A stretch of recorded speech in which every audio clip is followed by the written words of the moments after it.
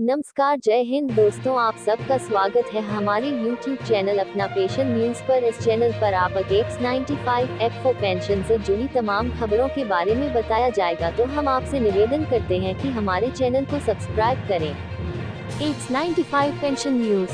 PM Modi और EPFO पर pensioners की दर्द भरी और कटाक्ष वाली टिप्पणी। औसतन 1171 का पेंशन दिया गया, जो एक मुट्ठी भीख जैसी थी। X95 pension news. ईपीएस 95 न्यूनतम पेंशन, X95 मिनिमम पेंशन पर एक और पोस्ट ने केंद्र सरकार पर बड़ा सवाल उठा दिया है। पेंशनर्स इंद्रनाथ ठाकुर ने लिखा, यद्यपि प्रधानमंत्री नरेंद्र मोदी देश के विकास, सांस्कृतिक विरासत के रक्षक और विश्वमित्र के रूप में विश्व में भारत को स्थापित करने के लिए अप्रतिम योगदान देने वाले स्वीकार किए जाते हैं।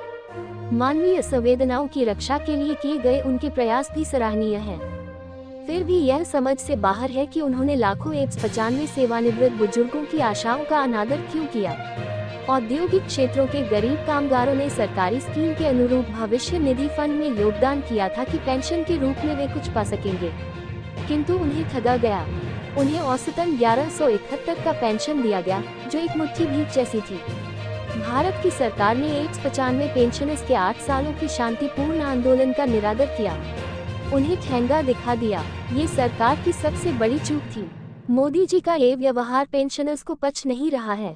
पेंशनर्स ने कहा, किंतु याद रहे, जो पेंशनर्स का काम करेगा वही देश पर राज करेगा। 80 लाख बूढ़े कामगार उम्र के इस पड़ाव में उपेक्षित और त्यक्त महसूस करते हैं। क्या सरकार तोड़फोड़ तथा हिंसात्मक आंदोलन को ही तरजीह देना जानती है? एकनिष्ठ भाव से चुपचाप राष्ट्र निर्माण के लिए सेवा करने वाले, जीवन खपाने वाले निरीह कर्मवीरों के जमा किए पैसों की छीन झपट से क्या सरकार की शोभा बढ़ेगी? हम अपना अधिकार मानते, नहीं किसी से भीख मांगते। सुप्रीम कोर्ट ने जब श्रमिकों कर्मचारियों के साथ न्याय किया था, तो ईपीएफओ को दिया गया ये दायित्व कि पेंशनर्स के लिए सम्यक न्यूनतम पेंशन की बहाली की जाए। क्या ये सरकार की जिम्मेदारी नहीं थी? किंतु मोदी जी की सरकार चुप क्यों बैठ गई? मोदी सरकार से हमें ऐसी उम्मीद नहीं की थी। हम अपना अधिकार मानते, नहीं किसी से भीख मांगते। हृदय टुकड़े टुकड़े होने के लिए लाचार। पेंशनर्स ने आगे लिखा, मोदी सरकार याद रखेगी, जो पेंशनर्स का काम करेगा वही देश पर राज करेगा। श्रम मंत्री भूपेंद्र यादव अब कहीं दिखाई नहीं देंगे। ठगे अनुभव कर रहे बुजुर्ग पेंशनर्स का अभिशाप कहीं सच साबित हो गया, ये सोचकर हमारा हृदय टुकड़े टुकड़े होने के लिए लाचार हो जाता है। मोदी जी की रक्षा सर्वशक्तिमान सर्वव्यापी श्री राम करें। हम वैसे लोग हैं जिनका दिमाग जो आदेश देता है, उनका दिल उसकी गवाही देने से इनकार कर रही है, मगर मरता क्या नहीं करता।